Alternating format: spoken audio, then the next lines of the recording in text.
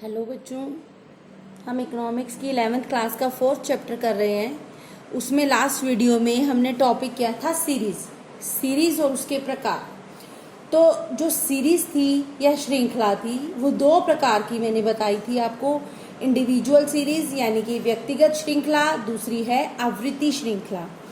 तो व्यक्तिगत श्रृंखला हमने लास्ट वीडियो में की थी। अब हम कर रहे हैं फ्रीक्वेंसी सीरीज यानी कि आवृत्ति श्रृंखला।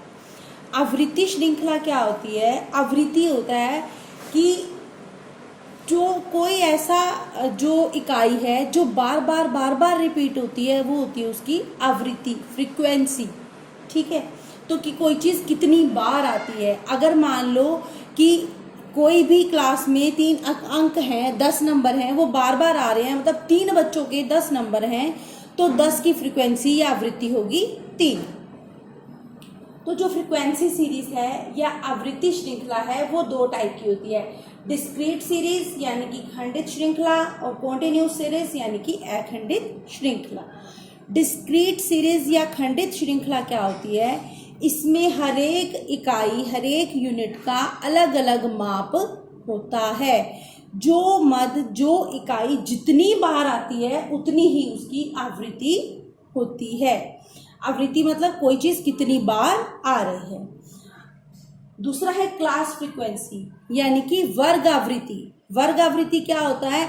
इसमें हम हर एक इकाई की नहीं बल्कि वर्ग की आवृत्ति देखते हैं, वर्ग की आवृत्ति। और तीसरा है मिलान रेखाएं यानी कि टेलीबार्स। और ये वर्ग आवृत्ति क्या है ये मैं अभी आपको एक एग्जांपल देके बताती हूँ। पहले हम कर रहे हैं ये कॉन्टिन्यूस सीरीज यानी कि अखंडित श्रृंखला। अखंडित श्रृंखला में किसी भी इकाई का निश्चित माप नहीं होता, इसीलिए हम उसको एक वर्ग में बांट लेते हैं।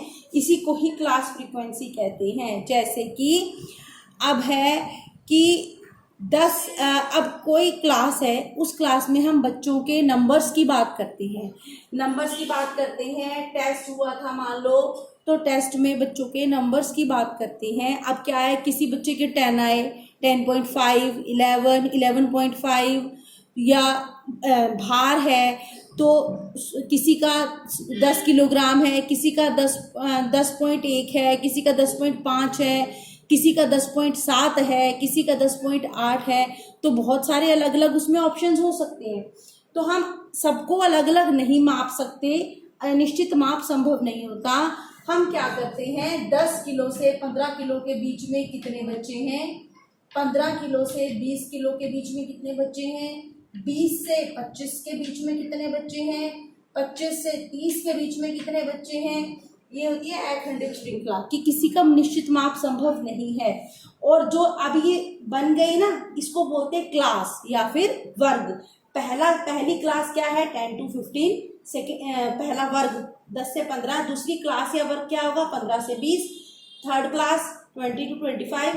चौथा वर्ग क्या है, 25 से 30। अब 10 किलो से 15 किलो के बीच में 8 बच्चों का भार है। 15 किलो से 20 किलो के बीच में 6 बच्चों का भार है। 20 से 25 में 7 बच्चों का भार है। 25 से 30 में 5 बच्चे हैं। तो ये होगी इनकी आवृत्ति या फ्रीक्वेंसी। ये क्लास फ्रीक्वेंसी होती है, वर्ग आवृत्ति होती है। पहले वर्ग की आवृत्ति 8 यानी कि 10 से 15 के बीच में कितने बच्चे हैं, 8। दूसरे वर्ग की आवृत्ति 15 से 20 के बीच में कितने बच्चे हैं, 6। तीसरा वर्ग क्या है, 20 से 25, इसकी कितनी आवृत्ति है, 7। मतलब 7 बच्चों के 20 से 25 किलो के बीच में उनका भार है। और चौथी आवृत्ति वर्ग कौन सा है, 25 से 30।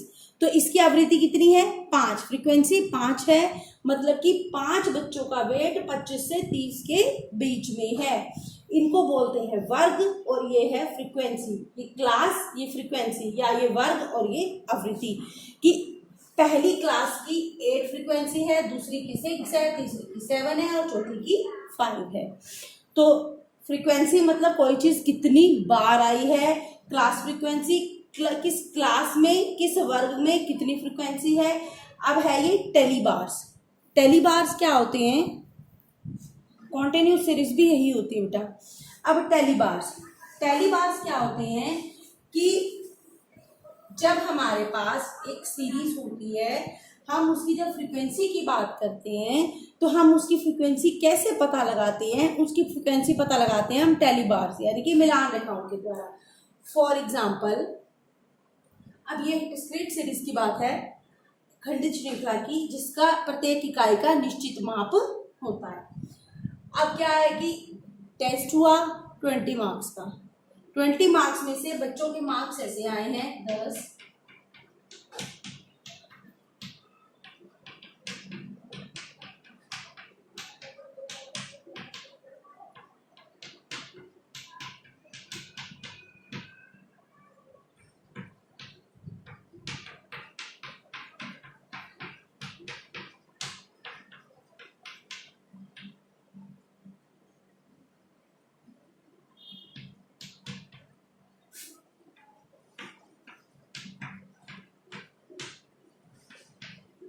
ठीक है।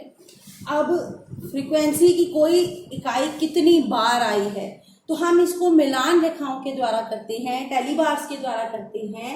जैसे कि इसमें सबसे पहले है 6 कितनी बार आया है? एक बार, इसके आगे एक लाइन लगाएंगे, इसकी फ्रीक्वेंसी भी हो गई 1। ठीक है। अब दूसरा है 7 कितनी बार आया है? यहाँ देखो कि ये रहा 7, एक लाइन लगाएंगे, दूसरा 7 ये रहा, 2 हो गए ना 7, इस लाइन में नहीं है, ये तीसरा 7 हो गया, उसके बाद ये 4, 4 लाइन्स हो गई। तो इसकी 7 की फ्रीक्वेंसी कितनी है? 4। उसके बाद आ गया 8 कितनी बार है? 1 2 3, इसकी फ्रीक्वेंसी हो गई 3। अब उसके बाद है हमारे पास बेटा 10, एक 10 ये रहा, दूसरा ये रहा, तीसरा ये रहा, ये 4 5। अब पांचवी लाइन नहीं लगेगी, पांचवे के लिए हम ऐसे करेंगे, उसके बाद 1 2। अब कितनी फ्रीक्वेंसी होगी 10 की? 5 और 2 7। तो इस तरीके से हम टेली बार मिलान रेखाएं बनाते हैं। 4 मिलान रेखाओं के बाद 5वीं उसके ऊपर होती है। इससे क्या होता है कि काउंट करना आसान हो जाता है। अब देखो, अगर हम ये 8 लाइन लगाते फिर गिनते 1 2 3 4 5 6, तो अगर ये हो गया इसका मतलब 5 और बाकी 2, 5 और 2 7। तो ये होती है मिलान रेखाएं, जिससे कि हम फ्रिक्वेंसी का, आवृत्ति का पता लगा सकते हैं। These are tally bars. तो उम्मीद है आपको ये दोनों प्रकार, यानी कि खंडित श्रृंखला क्या होती है, अखंडित श्रृंखला मतलब डिस्क्रीट और कॉन्टिन्यूस सीरीज क्या होती है, फ्रीक्वेंसी क्या होती है, क्लास फ्रीक्वेंसी यानी कि आवृत्ति और वर्ग आवृत्ति, और टेली बार्स यानी कि मिलान रेखाएं, ये सब समझ में आया होगा। Thank you.